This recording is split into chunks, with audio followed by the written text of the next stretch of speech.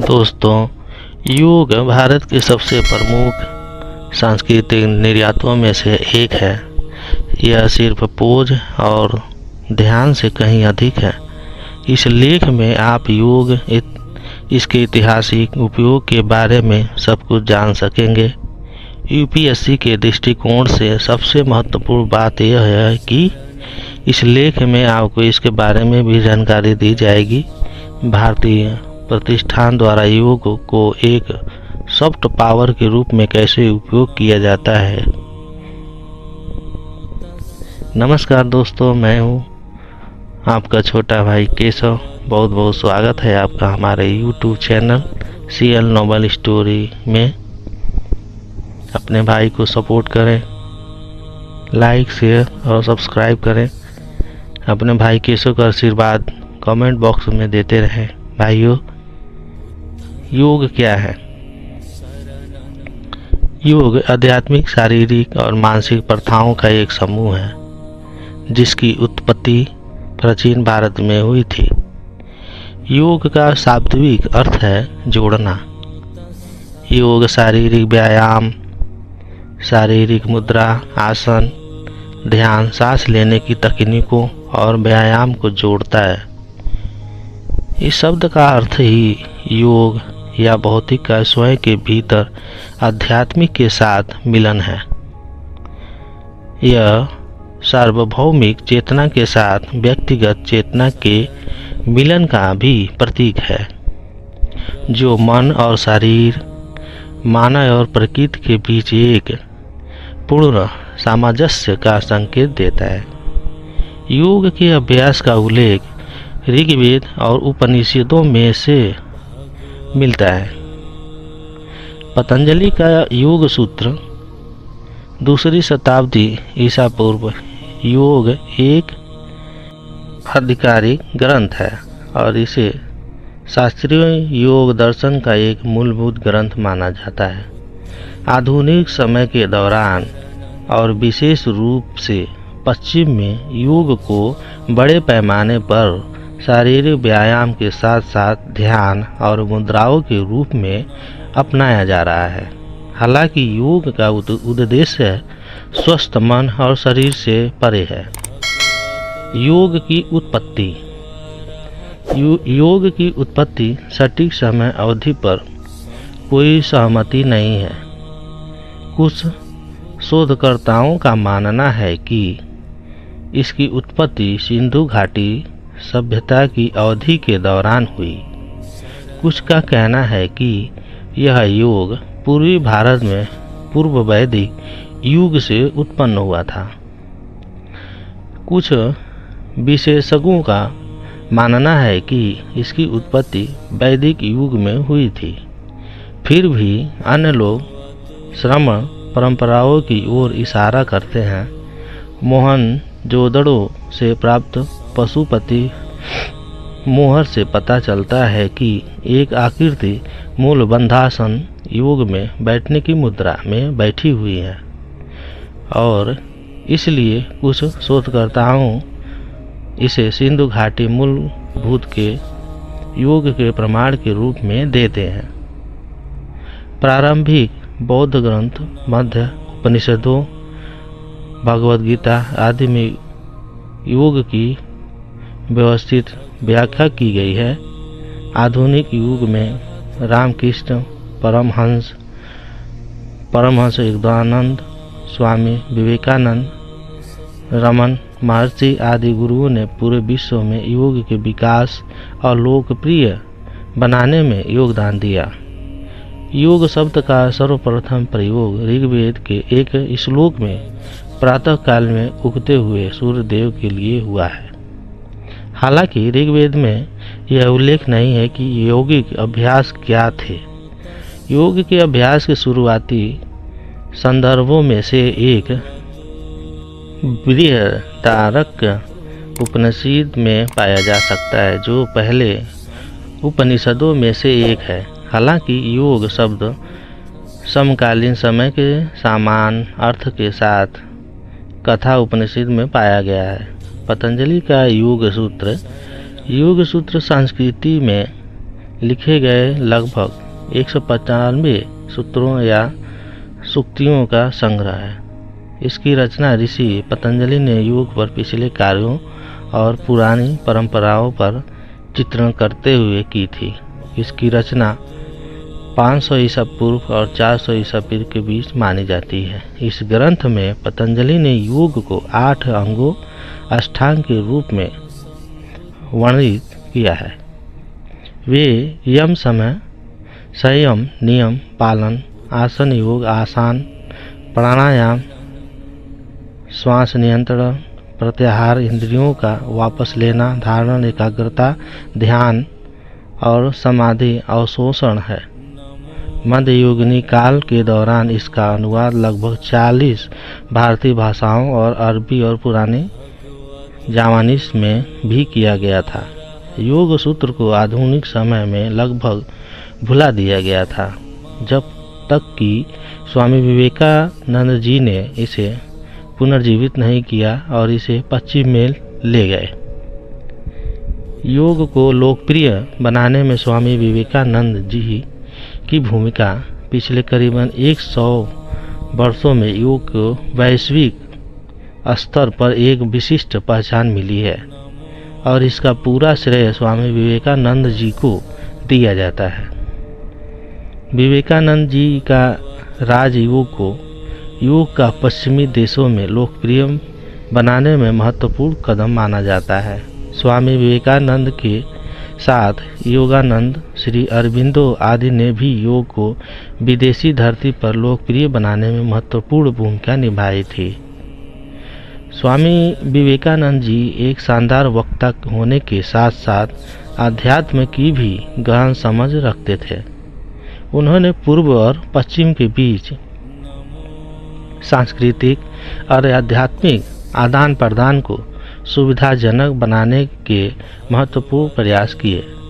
पतंजलि योग सूत्रों के भाष्य और अनुवाद करने वाले स्वामी पहले भारतीय आचार्यों में से एक थे। स्वामी विवेकानंद जी ने योग को विशालता को व्यक्त करते हुए राजयोग नामक पुस्तक की प्रस्तावना में लिखा था, भारतीय दर्शन की सभी रूढ़िवादी प्राणियों का एक ही लक्ष्य योग विधि द्वारा पूर्णता के माध्यम से आत्मा की मुक्ति है।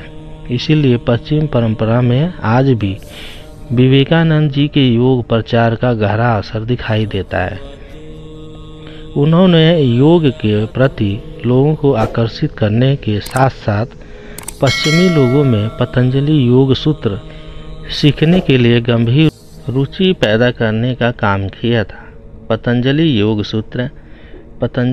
सूत्र योग दर्शन का मूल ग्रंथ माना जाता है।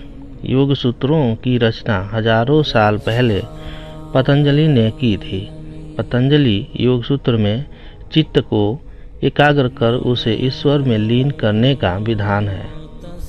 पतंजलि के अनुसार चित्त की वृत्तियों को चंचल होने से रोकना, चित्तवृत्ति निरोध ही योग है। इसका मतलब है कि मन को इधर उधर भटकने न देने, केवल एक ही वस्तु में स्थिर रखना है।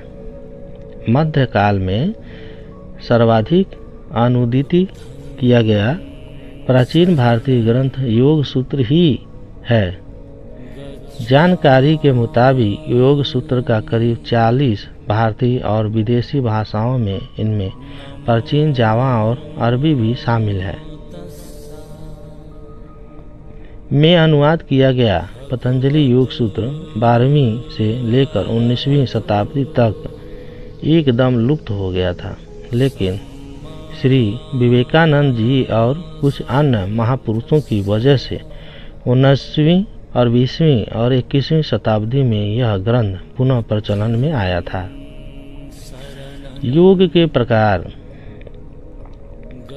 योगा पोजेस। योग शारीरिक और मानसिक चेतना को बढ़ाने में मदद करता है। आधुनिक योग व्यायाम, शक्ति, लचीलापन और श्वास पर ध्यान देने के साथ साथ विकसित हुआ तरीका है। आधुनिक योगी की कई शैलियाँ योगा पोजेस हैं। योग की विभिन्न प्रकार और शैलियों के बारे में नीचे विस्तार से जानकारी दी जा रही है। अष्टांग योग। यह योग शैली पिछले कुछ दशकों के दौरान सर्वाधिक लोकप्रिय हुई थी। योग के इस प्रकार में योग की प्राचीन शिक्षाओं का उपयोग किया जाता है। अष्टांग योग तेजी से सांस लेने की प्रक्रिया को जोड़ता है। इसमें प्रमुख रूप से 6 मुद्राओं का समन्वय है। विक्रम योग। विक्रम योग मुख्य रूप से एक कृत्रिम रूप से गर्म करने में किया जाता है, जहाँ का तापमान लगभग 105 डिग्री फ़ारेनहाइट और 40% आर्द्रता होती है। इसे हॉट योग के नाम से भी जाना जाता है। इस योग में कुल 26 पोज होते हैं और 2 सांस लेने के व्यायाम का क्रम होता है। हठ योग। यह किसी भी योग के लिए एक सामान्य शब्द है जिसके द्वारा शारीरिक मुद्राएं सीखी जाती हैं। हठ योग मूल योग मुद्राओं के परिचय के रूप में काम करता है। आयंकर योग। योग के इस प्रकार में विभिन्न प्रांश सहारा जैसे कंबल, तकिया, कुर्सी और आदि गोल लंबे तकिए इत्यादि का प्रयोग करके सभी मुद्राओं को किया जाता है। जीवामुक्ति योग। जीवामुक्ति का अर्थ है जीवित रहते हुए मुक्ति। योग का यह फॉर्म साल 1984 के आसपास उधर कर सामने आया था। इसके बाद इसे आध्यात्मिक शिक्षा और योग प्रथाओं को इसमें शामिल किया गया था। जीवामुक्ति योग में किसी भी मुद्रा पोज पर ध्यान केंद्रित करने के बजाय 2 मुद्राओं के बीच की गति को बढ़ाने पर ध्यान दिया जाता है। इस ध्यान फोकस को विन्यासा कहा जाता है। प्रत्येक कक्षा में एक विषय होता है जिसे योग शास्त्र, जप, ध्यान, आसन, प्राणायाम और संगीत के माध्यम से खोजा जाता है। जीवामुक्ति योग में शारीरिक रूप से तीव्र क्रियाएं की जाती है। कृपालु योग। कृपालु योग साधक को उसके शरीर को जानने, उसे स्वीकार करने और सीखने की शिक्षा देता है। कृपालु योग के साधक आवक देखकर अपने स्तर का अभ्यास करना सीखते हैं। इसकी कक्षाएं श्वास अभ्यास और शरीर को धीरे धीरे स्ट्रेच करने के साथ शुरू होती है। बाद में विश्राम की एक श्रृंखला भी होती है। कुंडलिनी योग। यह कुंडलिनी का अर्थ सांप की तरह कुंडलिनी होने से है। कुंडलिनी योग ध्यान की एक प्रणाली है। इसके द्वारा दबी हुई आंतरिक ऊर्जा को बाहर लाने का काम किया जाता है। हठ योग क्या है? हठ योग मध्य युग 500 से 1500 ईसा पूर्व के दौरान उभरा था। इसके काल में योग की अनेक उप परंपराओं का भी उदय हुआ था। हठ का अर्थ बल से है और आधुनिक समय में जो अभ्यास किया जाता है वह अनिवार्य रूप से योग का ही रूप है, जिसमें शारीरिक व्यायाम, आसन और श्वास अभ्यास पर ध्यान दिया जाता है। हठ योग के विकल्प पारंपरिक प्रक्रिया है ताकि शरीर ऊर्जा के उच्च स्तर को बनाए रखने में सक्षम हो सके। हठ योग का वर्णन करने वाला सबसे पुराना ग्रंथ अमृत सिद्धि 11वीं शताब्दी से है। सॉफ्ट पावर के रूप में योग साल 2014 में संयुक्त राष्ट्र महासभा ने 21 जून को हर साल अंतर्राष्ट्रीय योग दिवस के रूप में मनाने की घोषणा की थी। यह भारत द्वारा शुरू किया गया था और इसे भारत की सॉफ्ट पावर के प्रसार के रूप में देखा जाता है। भारत की इस पहल के बाद योग को दुनिया के कौन कौन में प्रोत्साहन मिलने लगा, साथ ही इसमें भारत की अन्य सॉफ्ट पावर के पहलू जैसे भारतीय सिनेमा, आयुर्वेद, वेदांत, शास्त्रीय कला, भारतीय हस्तशिल्प और व्यंजन आदि भी जुड़ गए। योग का प्रसार करने की भारत की यह मुहिम काफ़ी हद तक सफल रही, जो इस तथ्य से परिचित होती है कि भारत के योग दिवस के प्रस्ताव को दुनिया के 170 से अधिक देशों का समर्थन प्राप्त हुआ। भारत सरकार स्वास्थ्य और कल्याण और आध्यात्मिकता के क्षेत्र में दुनिया में भारत योगदान को पेश करने के लिए योग की लोकप्रियता और इसके लाभों का प्रयोग करने की कोशिश कर रही है। योग दिवस हमारे देश के लिए एक बड़ा पर्यटक प्रोत्साहन उत्सव भी हो सकता है, विशेष रूप से उन लोगों के लिए जो विदेश में रहते हैं और अपने देश में योग सीखने और अभ्यास करने के लिए यहाँ आना चाहते हैं।